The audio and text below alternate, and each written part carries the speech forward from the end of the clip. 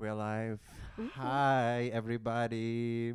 Hi. Welcome to the Pangeans with Lana, the podcast brought by Shella Radio and Pangia.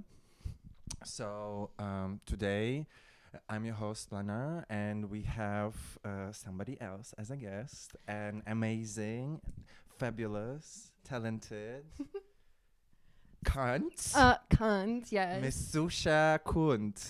Hi. Hi. Hi. I'm so happy to be here. So happy to be here with you, Lana. I'm so happy to have you. How are you doing? I'm doing great. I'm really excited to get this show on the road so we can talk about drag and gender. Exactly. So thank you. And that's the topic of today's podcast. We're going to talk a little bit about drag, drag artistry, drag performances, and also gender and how drag and gender correlate between each other. And so before we jump right into that, let me just make a couple of announcements about the upcoming events that Pangea organizes. Right, so we have a couple of regular events, and the closest one is tomorrow. Actually, we have a Tuesday. No, tomorrow is not Tuesday. Tomorrow is No, no, no. Wednesday. I'm Yeah, sorry, yeah, I'm yeah, so yeah. confused. It's But okay. tomorrow we have the book club, the anti-colonial and feminist book club, brought by Pangia and Darna.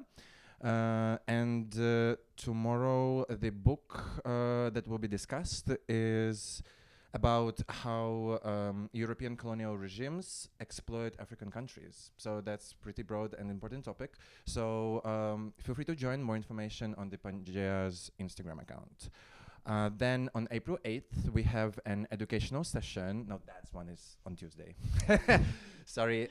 We have an educational session in Prague LGBTQ Center. And this one will be about sexual health and wellness in Prague. An important topic. If you are new to Prague, feel free to go and to learn more about where to get tested, and more, and maybe repeat some informations about STDs, about safe sex, and no spoilers. Go to the Tuesday educational session next Tuesday. All right.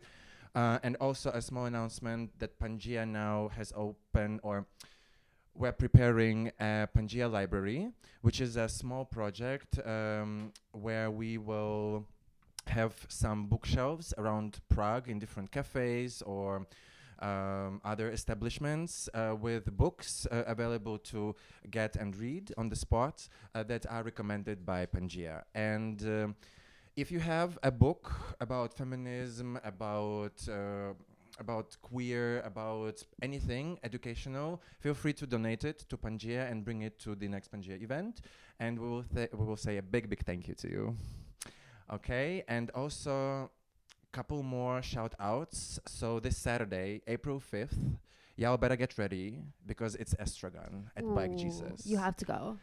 For those who don't know, well, I hope everybody knows, but if there is someone who doesn't know, Estragon is I believe it's the first Prague trans femme-led collective that organizes different events, mostly parties and raves. And one of those is going to happen this Saturday. So if you're not there, what are you even doing? Get your ass up and go there. Exactly. Tickets are there, available in the internet. Check Estrogan, okay? And then on Saturday, April 19th, there will be a Zona Magica party here at Planeta. So April is going to be fun. Yes! All right.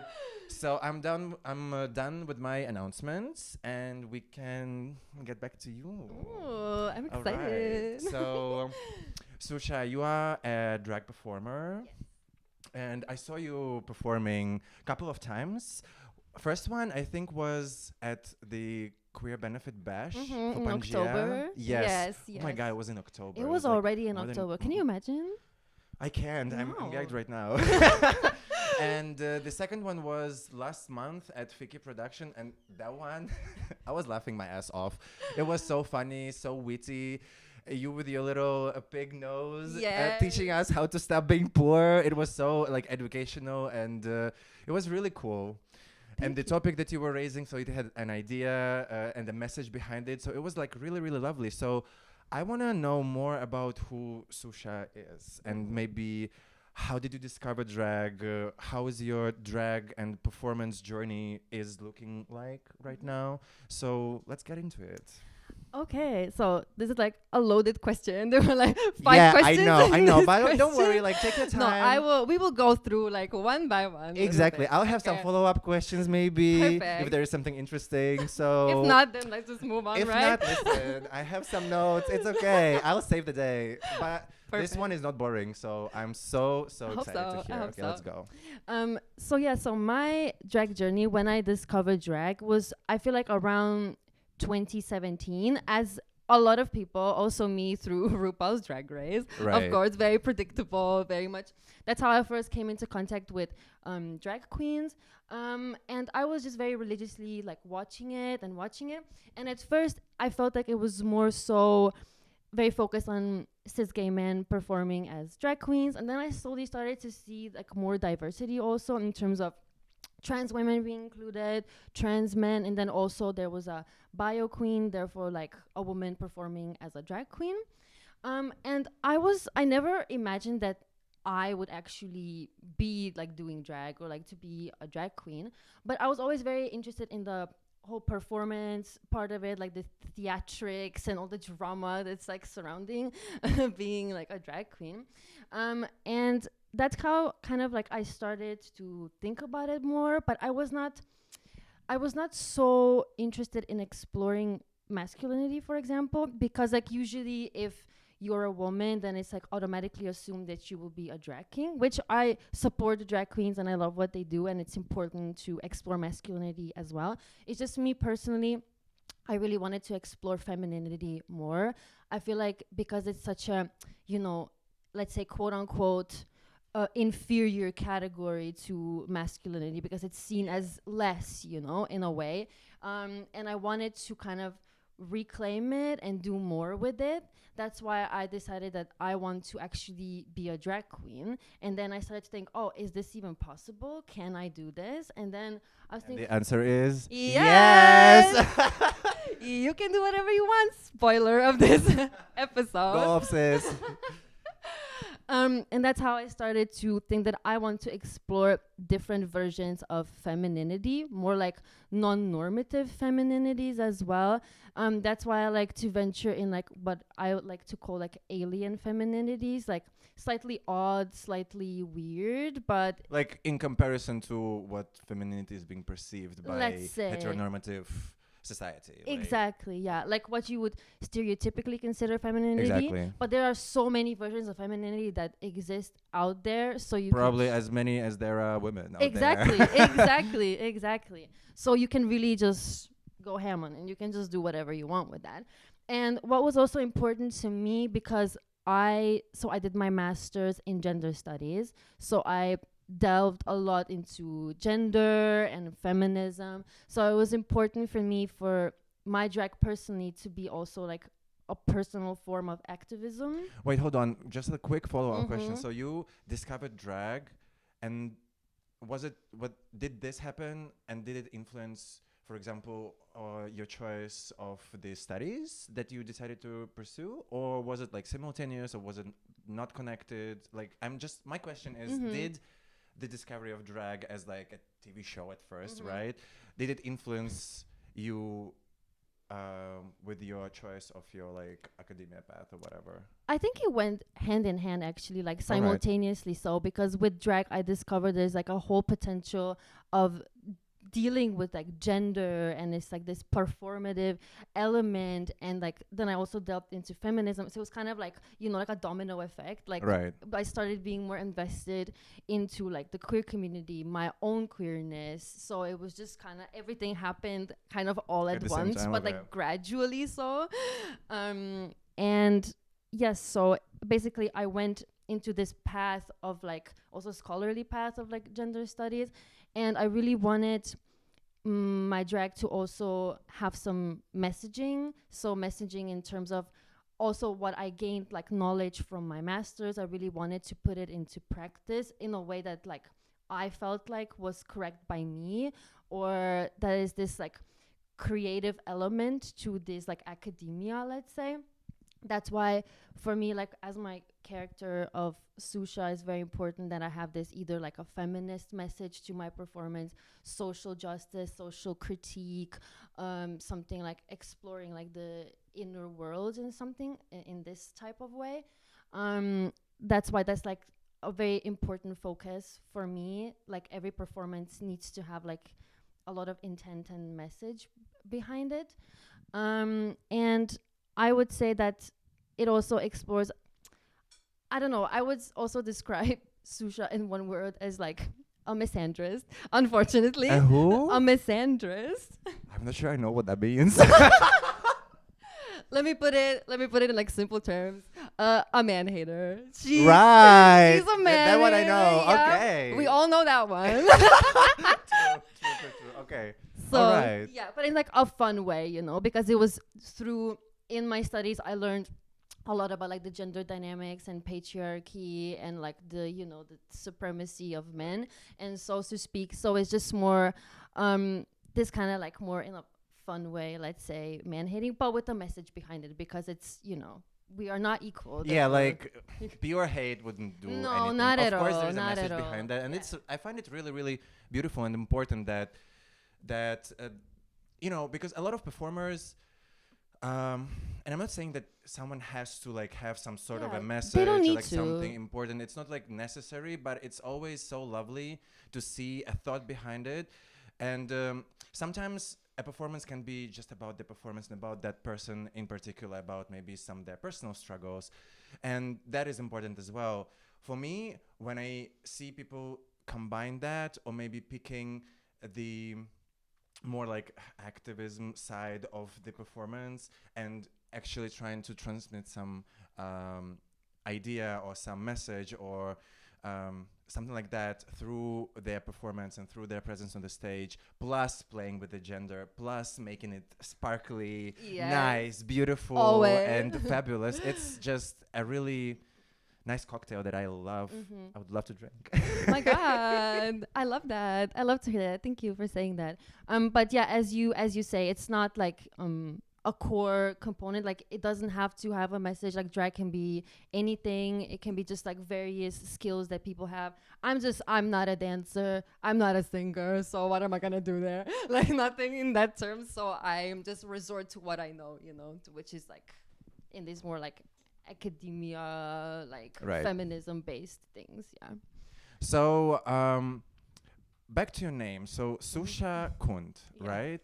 Does it have like some sort of specific meaning behind? Because I don't know.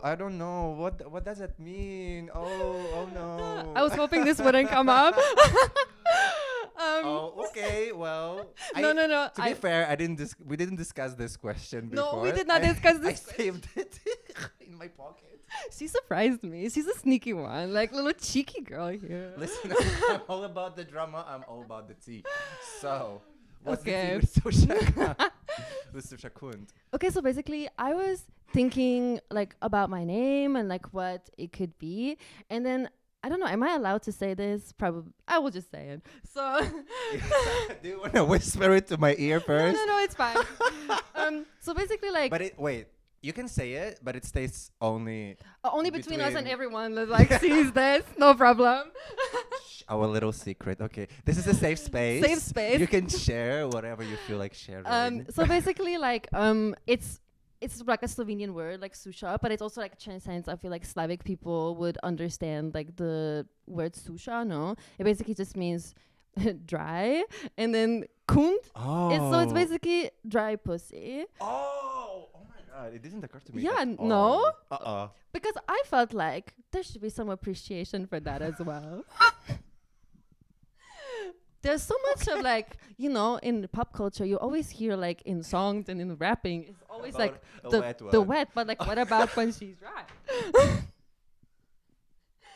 We should Okay. talk about it, you know? I love this. Yeah. I love this. It never occurred to me like that. And when you said it, it now makes perfect sense. It does, yeah. Maybe that's because like your drag name has a little like correlation with your with the other name that you use. And I was like, Yes. oh, maybe it's like a word play on the names This is so much better. Exactly. I mean, like, it also rhymes with my actual name. Yeah, that's but what I'm saying. it's like it has layers, you know. I have layers to me. So that's the thing. Okay, all right. So, but Kund is not just like your name; it's also the name of your drag house. Yes, Is that correct? that's correct. So, are you the mother? No, I'm not the mother. Okay. But I am one of the founders alongside with my friends. So one of my good friends is the mother of the house. Shout out to Isa Kund. She's a great mother of our house.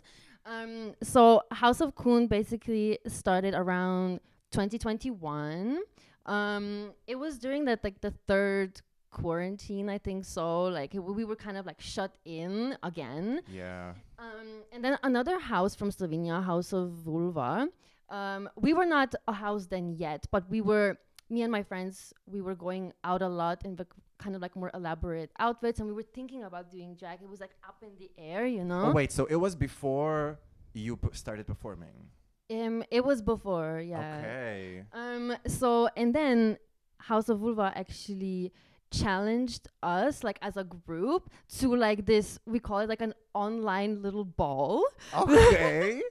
And then they said that like, you know, we have to be like kind of like a house, you know. So we were just thinking, oh, okay, actually this gave us like a push to actually start a drag house that we've been thinking about doing for a while.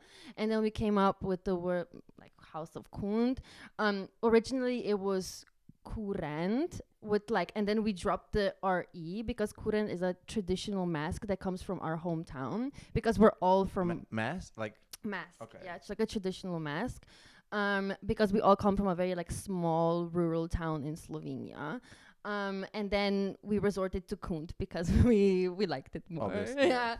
And then we had this like 3 online balls that had like 3 separate themes.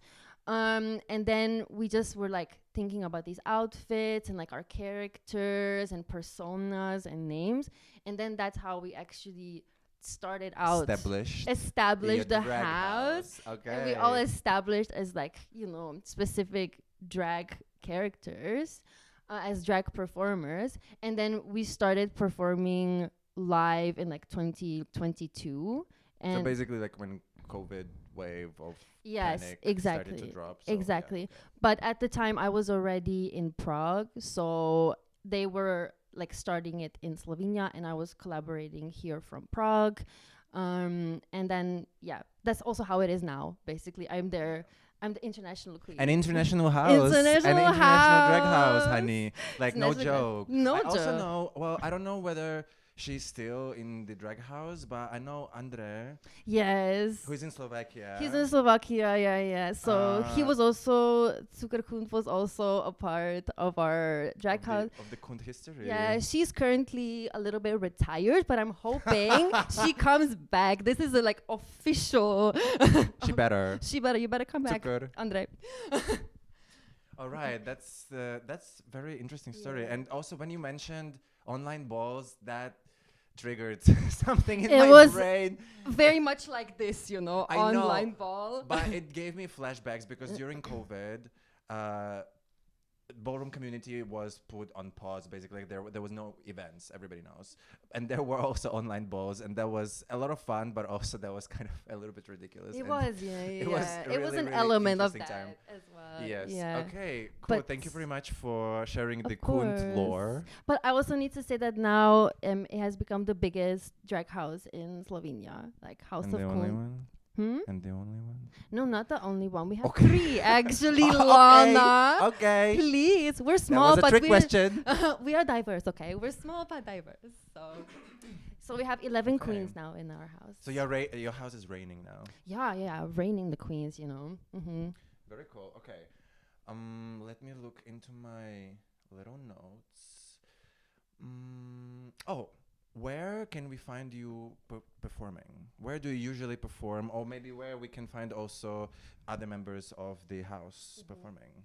So a lot of the times I perform with Fiki Productions. Shout out to Fiki Productions. Usually at Backdoors Bar, but now the 2 upcoming events will be like on 26th April. There will be with the Criminal Queers at the cabin on 26th April. It'll be like a pub music quiz type of thing. And on 17 May, it will be a Eurovision viewing party as well. So, which I'm not so sure where it will be, but I will keep you updated. Okay. Thank you. And other Kunt members, Yes, mostly if please. you are ever in Slovenia, there we have like our one and only gay club where you can usually find the performers, or another club that has also some like, let's say, pink nights, the gay nights.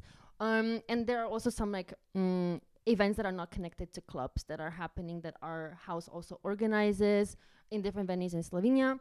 But they're also looking to branch out also in Prague. So wink, wink. Right. So coming here as well. A bit more international. Yes, yes. Okay. Cute. Thank you very much.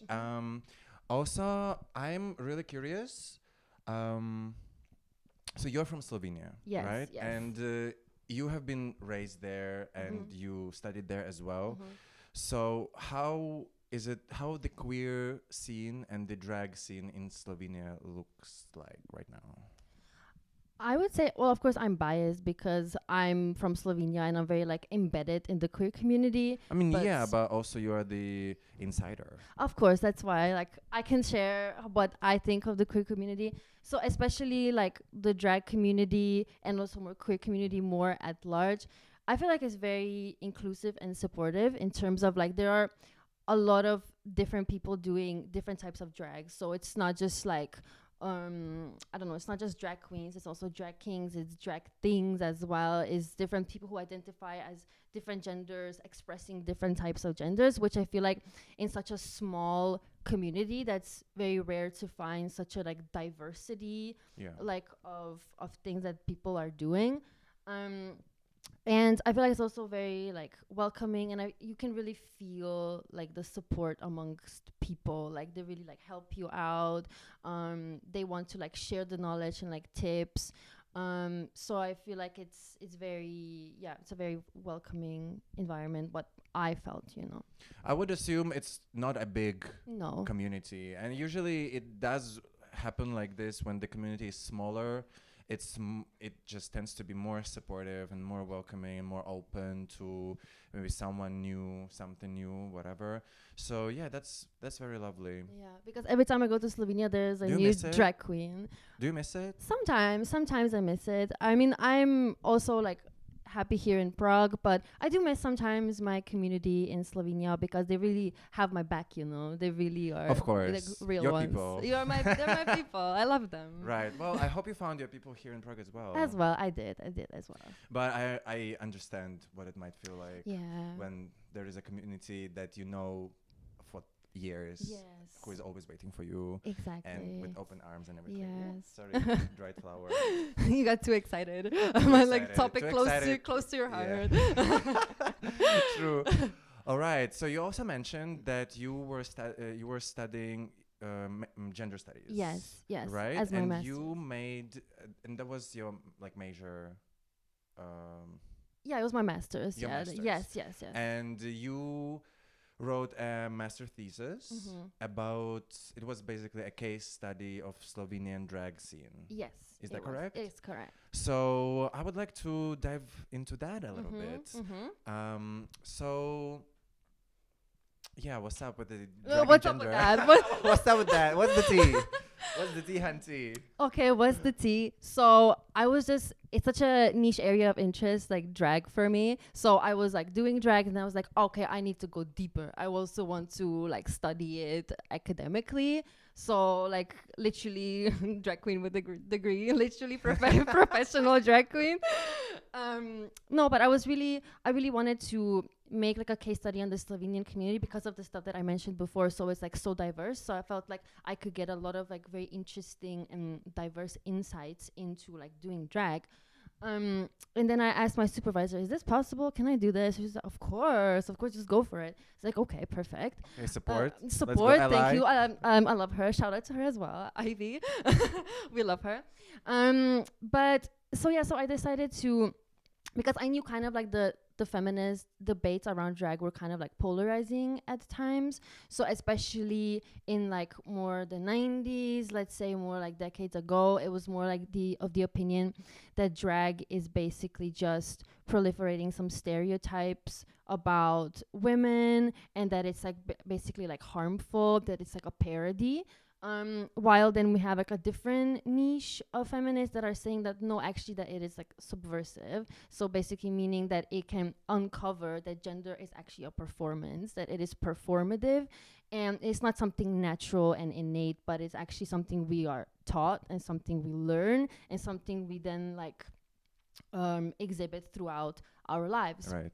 And then we have the third basically branch of feminism, which went beyond these two debates, whether or not drag good or bad, but mostly how drag can help us see gender in a different light, how we can like reconceptualize it, how we can discover like new possibilities that drag can give us, like what are the opportunities basically that the drag scene can open up for us, which I thought was very interesting, and that's something that I also wanted to deal with in the master thesis itself. All right. So I dipped my toes into your thesis a little bit, into that 90-page monstrosity. I'm so sorry about that. I No, warned you. You should be proud. You did, and you also should be proud. Like, I did get acquainted with it a little bit, and we already discussed it a little bit before the start of the podcast, that I found it quite interesting how many feminist activists and how many articles there are from like 90s, 80s that are so harsh on drag, and they blame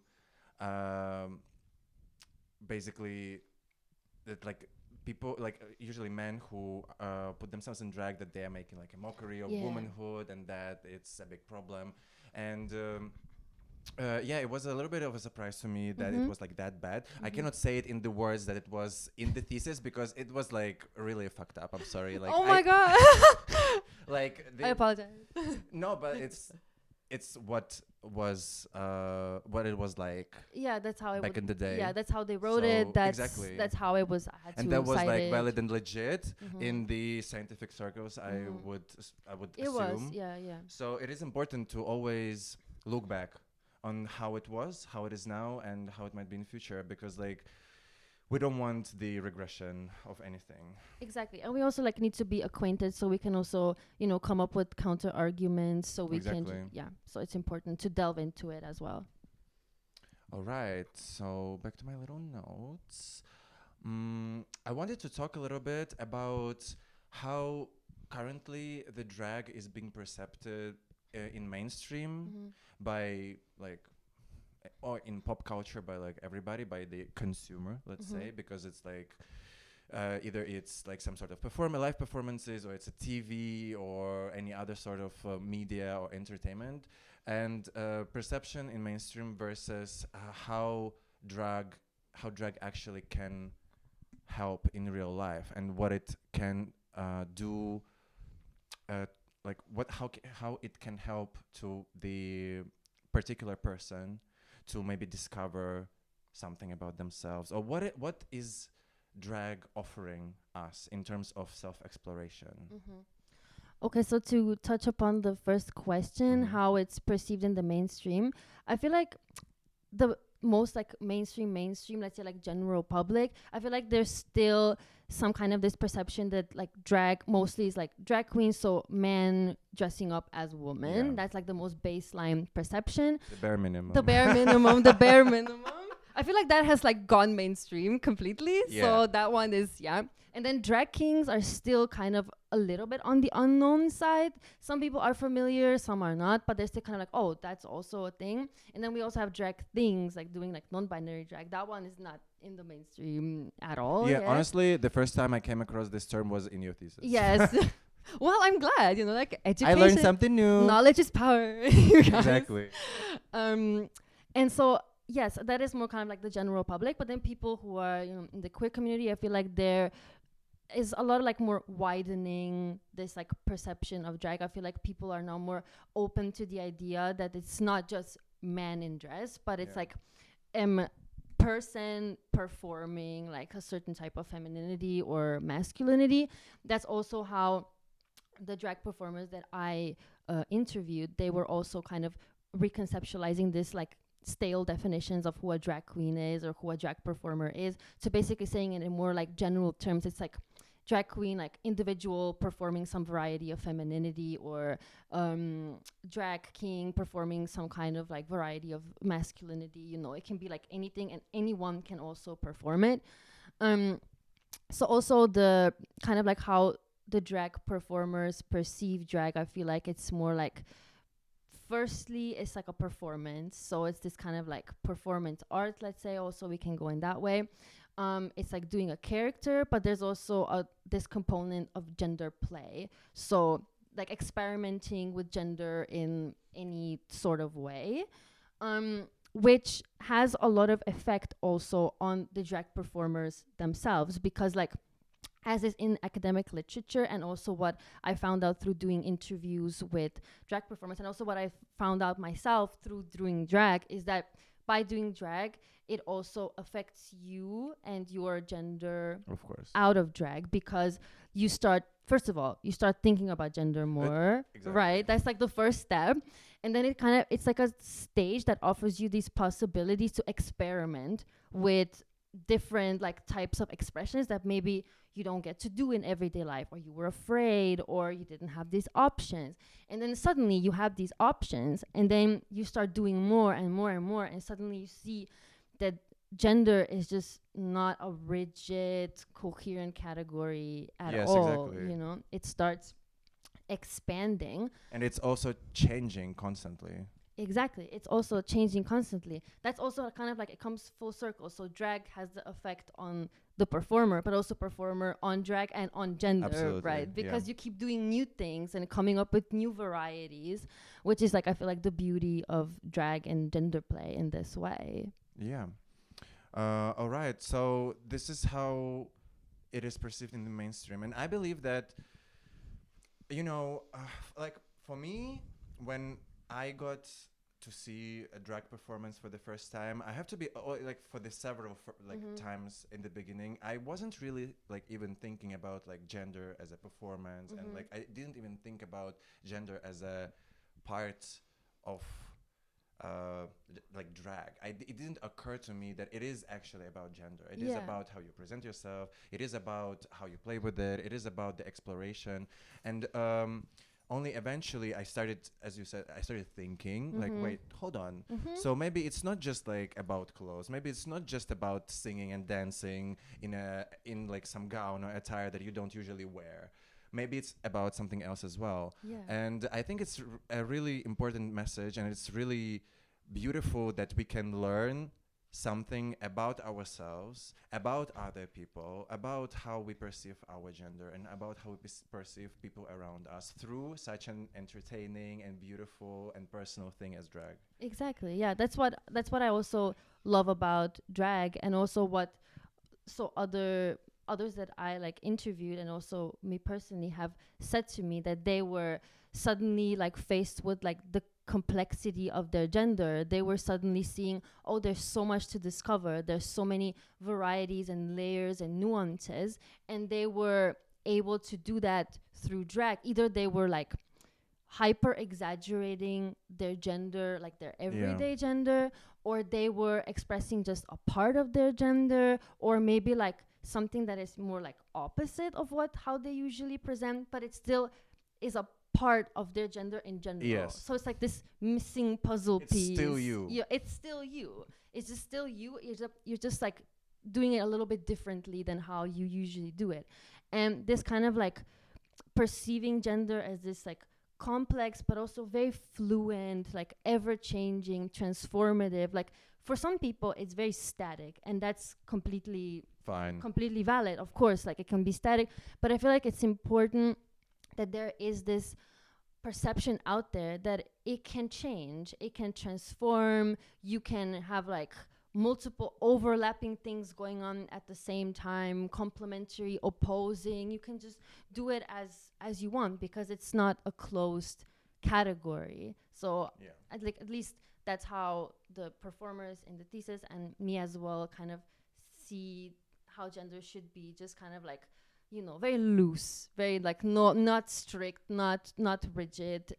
But like, of course, if it's for some people something that has to be strict and rigid, that is completely valid as well. It's like about having options. Yeah, maybe like there are people who maybe require some sort of a label, because Of like course. gender is basically a label. It is a right? label. It is a label. And some people, to a certain extent, somebody more, somebody less, but maybe require this like little label to Of feel course. more comfortable, Yes. to to like feel that you at this moment of time you like come to terms, let's say, with who you are. Exactly. Right? And this Yes. little label, it might help with like putting like having peace in your mind. You know what I Exactly. mean? And that is valid as well. It's just all about like leaving space for different things. And then you have drag where you like I was about to say allowed. No, not like you're allowed. Like where you simply can explore and like go different directions and maybe figure something out, something that is you or something that is not you. You can like figure it out through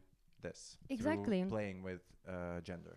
Yeah, it's all about having this like, I'm allowed to do this is possible. And it was also for some performers, for example, very like gender affirming, like they were, for example, on their like gender journey and still like figuring it out, maybe like just early stages of transitioning, and then being on stage, it helped them realize, oh, okay, through, I don't know, for example, hyper femininity or hyper masculinity, deciding, okay, now I feel more affirmed in my own masculinity and femininity, which I feel is like a really beautiful journey, because particularly for one of the drag kings in Slovenia, that was the case. He got very affirmed in his masculinity, and then now became so secure that now he's exploring femininity, for example. Right? That's such a beautiful thing, and it's so fascinating to me that as like when it comes to people who go through transition and who do not identify with the gender assigned at birth, that a lot of times it's really like the relation between the person and the clothes that they used to wear or were maybe forced sometimes to wear is very, very complicated and very traumatic. And then when the person is feeling better in their body, when they feel more affirmed through with help, for example, from drag, for example, and when they perform the gender that they prefer, yes, then suddenly it can be really playful to go back to the opposite gender clothes, and you can even find some sort of empowerment in that, which is like really, really great. I had this conversation with a couple of people, and it's really, really beautiful to me. I was really moved by that story. I was like, that's such a like beautiful full circle moment, but in an unexpected way. So I was just like, this is very beautiful. I love this for you. Exactly. All right. So I have this note, structural conclusions from Suša. You made me put it in my notes. So what's up? So structural conclusions. Oh no! I played myself. I played myself with this one. Listen, you are the one who you can blame. Oh my god. Okay. No, so I would say structured conclusions, it feeds into what I was saying on like gender as a category. Right. So basically the conclusions were that like it's not static, it's not rigid, it's not normative. It can be whatever you want it to be, and that also through drag you can make it whatever you want to be, and also in your everyday life it kind of like seeps into that. So people are just like it's very freeing, liberating. So that's what I meant by like structural conclusion, more about like gender as a category, as to not see it as like this like strict or either or, but like it can be anything, it can be anything and everything. It's a spectrum. Even outside of spectrum. It can be anything. Yeah. That's why it's like very open. You can be anything you want to be. All right. So you perform. So you call yourself a bio queen. I do. Yes. What does that mean? So a bio queen is meaning that I was assigned female at birth, and I also identify as a woman, and I perform as a drag queen. So those are usually. So like when you're in drag, you also perform certain certain variety. Some sort of femininity. Exactly, some sort of femininity. It was, for me, it was very important. It was like a political act in a way, because of how like femininity is viewed also in terms of society, as being less, as being like this, like a little like artificial, like a little performance, a little accessorizing. It's just like, you know, less than masculinity, which is like rough and like dominant, and this is how you should be, testosterone. And I felt like and I felt like I was just like, I want to reclaim femininity for myself. I want to reclaim it, and I want to explore it in a way that I want to. Like, no one is telling me how I should do it. Not society, not any rules, any norms. I can just make these norms for myself. And I can make femininity and gender as like my own personal narrative. So I can construct it as my own personal story. I can construct it myself. Of course, there will always be limitations in a patriarchal society. There are things that are deeply internalized that like it's very hard to unlearn certain mechanisms. But as much as we can, it's important to unlearn. It's important to delve deeper. It's important to discover. Yeah, self-reflect. Exactly, to self-reflect. And in the scope of those limits, I think for me, it was important to discover, to research what femininity is to me, how I want it portrayed, how I want to be perceived. So that's why. Yeah, you're on your journey of discovering your woman, your femininity. Exactly. Because we already established that there are so many. So you're on the journey to finding yours. Exactly. Yeah, and it's always changing. It's always changing as well. So that's why it's a never-ending story. Never-ending journey. And I love that. Yeah. And you, as a bio queen, and maybe along with other drag performers who might be underrepresented, at least in the mainstream, how do you feel it when it comes to bookings and performances? Do you feel like certain type of drag is being preferred to others, or how does it look like? I understand that we can talk mostly about Slovenia or Czech Republic or Prague, because this is where you are performing mostly. But if you have like some insights overall as well, that would be lovely. So what do you think about that?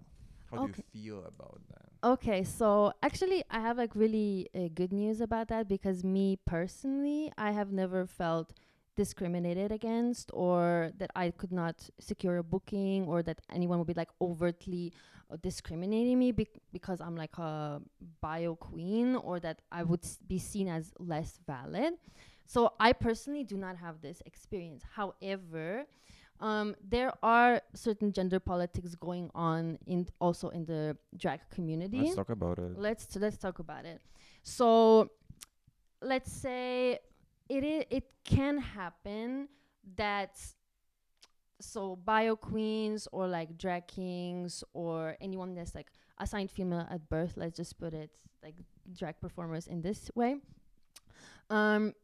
It was said also through interviews when I was talking with other drag performers, it was seen that sometimes it is not so much evident discrimination in the drag community itself. So it's very like supportive, and like people are not like discriminating against each other, or at least not overtly. So it's more so sometimes from club owners and event organizers that are more inclined to book, let's say, a cis gay man performing as a drag queen, because that's more like, let's say, traditional style of drag. Yeah. Let's this say. Sounds bizarre to me, traditional style of drag. I'm sorry. I had to term it somehow. Yeah, no, that's understandable. I mean, like, obviously, because of how drag is usually represented in, or have been represented during years on, like, in media, people have certain idea of it, and they, like, I don't know, someone wants to have a party, and they, okay, I want that. And that is usually a cis gay man in a dress and a wig. Exactly, yeah. So as which is fine, but of course, all types of drag are valid. As we that's such a shady fucking thing to say. No, all drag is valid. No. I was being serious this time. Okay. I was being serious. All right. I'm a polite queen. Okay. So as I was saying in the beginning, so this kind of like mainstream perception of like what is drag and who they know as like the drag queens. So like cis gay man performing as a drag queen. So that is also kind of like, let's say, what the audience wants to see the most sometimes. Okay. Not always. Like is getting, as I said, in the queer communities, is getting like this widening perception where they are very susceptible to seeing all kinds of drag now. But with people who are not so familiar, they want, you know, let's say, quote unquote, the authentic experience. Yeah. Okay. They want the traditional experience Now or whatever. that's shade. No. We want authentic, We not want you. not you, like We whatever want it is. authentic. Like this bogus hippy dippy voodoo Damn. time. That's harsh. No, but that's because like there is, for example, also why, for example, in history, why drag kings are also like less known, for example, than like drag queens, although Yeah, they've why? been around like a long time. It's just also like, unsurprisingly so, sexism and misogyny, like kind of like whatever women kind of did in history is more hidden, right? It's Exactly. not so publicized, it's not so talked about. And also, interestingly so, this like normative white straight masculinity was also seen as this like natural thing, something that cannot be performed, which then drag kings countered basically, because they were like, no, masculinity is also something that we can perform. Anything can be Oh a no! performance. How dare you put your hands on the masculinity? How Masculinity dare is so sacred? It's sacred. like so you important. can't like Yeah. that is like, you know, rudimental, like it's like Exactly. It comes only, I don't know, with the certain. No, I don't have a smart pun. I'm sorry. Like, forget it. we forget forgive it. you, we forgive you. But yeah, it is basically rooted in sexism. It is rooted in sexism, and also because like it is important firstly to have this like widespread knowledge that gender is a performance, so anyone can be performing anything then. Yeah. So when that is kind of like out there, which it is in the queer community, then we can take it from there. Then people want to see different varieties of drag also, and they also accept different varieties of drag, which I think is happening. So it's like a very pleasant evolution, and it's been like evolving in like a beautiful way. People are really like accepting and welcoming also of different Yeah, types of right. gender as well. In Slovenia as well, as much in Ljubljana as also in outside areas, people are really like excited to see drag shows as well. Okay. Yeah, we've had like in our like small rural hometown, I was not there because I was here studying, but my friends made this like drag show in our town, and there were so many people they had to like stop them at the door actually. Okay. And they loved it. They were really excited. They were like a very mixed audience, people who have never been introduced to drag, and we have diverse performers, right? So it was not just like one type of performer, it was different types, and they loved it. They really loved it. So I'm optimistic about it as well. That's really cool, and that also brings me to the like next question about like the audience perception and like the possibility of a viewer or a like consumer of drag to change like their mindsets or maybe think more. Do you think it actually works like that, or is it more does it mostly work when the person is getting involved in drag, more like trying something? Do you think that if like there is someone who just like enjoys drag shows, is there a possibility for like that person to start like broadening their mind, let's say, or opening their mind about stuff? I think it definitely is. As much as it is on the individual performers, I also think it has this effect on the audience, because like of course when you are exposed to something and when you see like representation in various ways, subconsciously you will also start to think about it, subconsciously and consciously. So what the performers that I was interviewing was also telling me about, like for example, audience members coming up to them and telling them, oh, this actually made me start to think about my own gender, or they started thinking about gender as a category in general, being like, okay, so this is like not something that is set in stone, this is something that can change, it can have like a variety of expressions.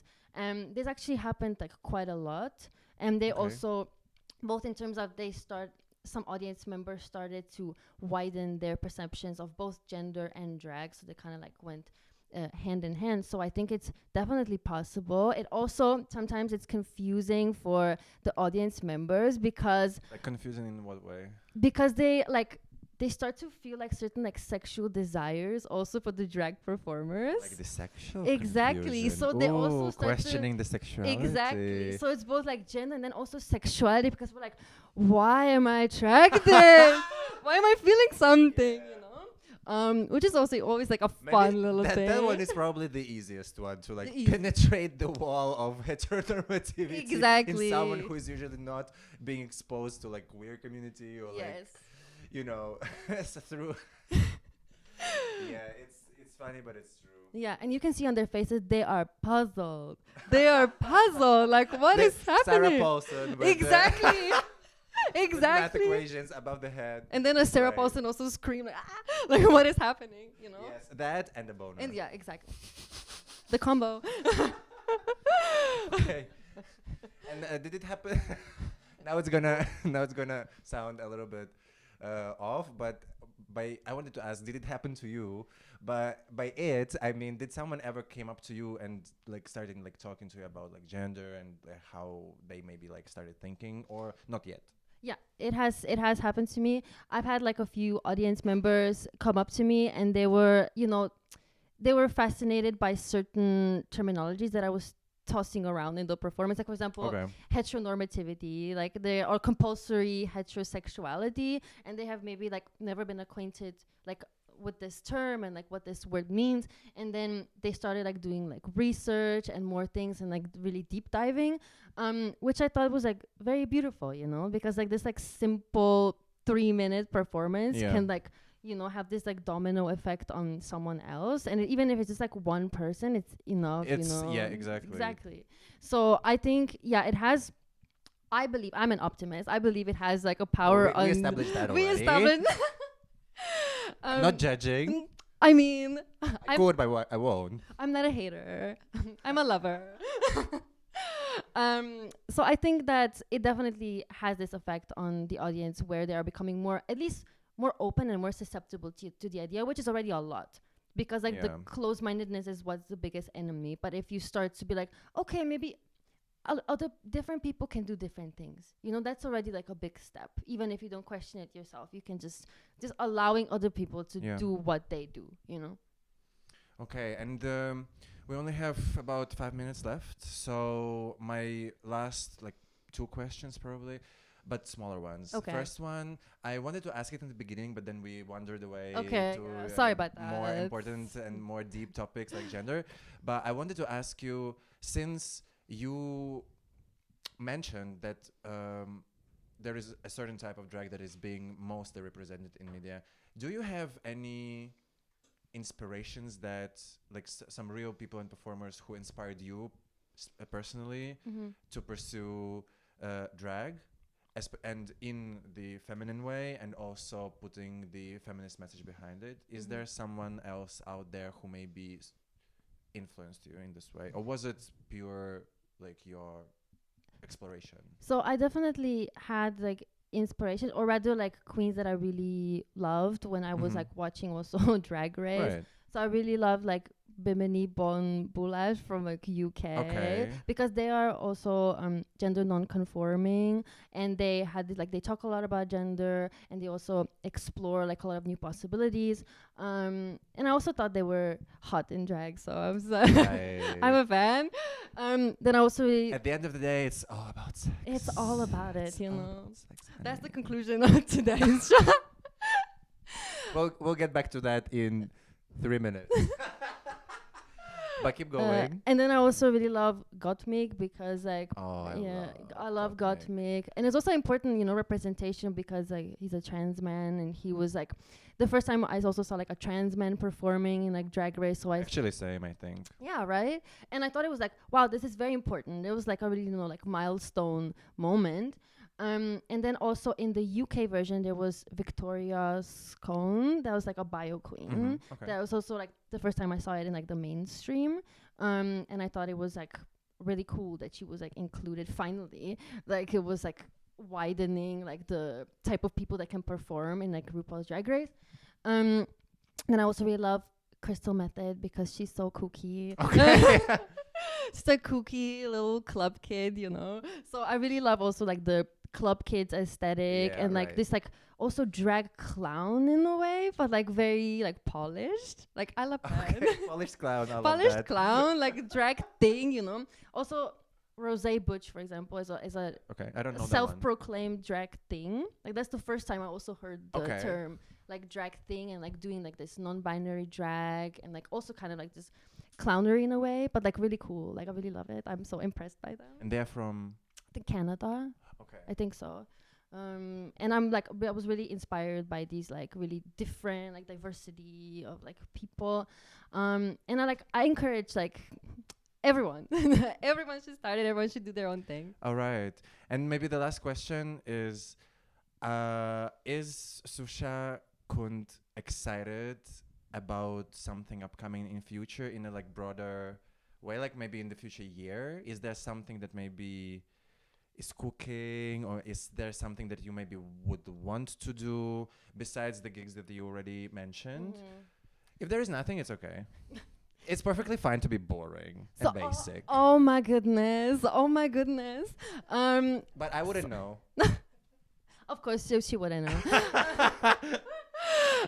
So I'm like more of a, how to say, nearsighted queen. I look from like very like short term and then I'd like take it from there. But what I'm mostly excited is about in general, as was this like topic of this show about like the evolution of drag, and I love seeing new drag queens and kings and things and clowns pop up in like every corner here in Prague and in Slovenia and everywhere, especially like in our part like of Europe, which is a bit more underdiscovered in terms of drag, also like Central Europe, Eastern Europe.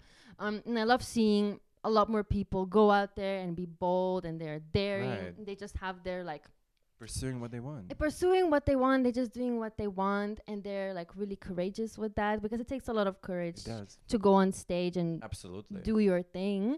So it's very admirable, and that's what I love to see, and that's what I'm excited about. Just like all the possibilities. That's a very, very lovely message. Yes. That's a very, very lovely one. All right, Suša, thank you very much for Thank joining you. today. Thank you for having me. It was lovely to talk to you, It was great. and it was a pleasure to have you. So till next time, right? Bye bye. Bye bye.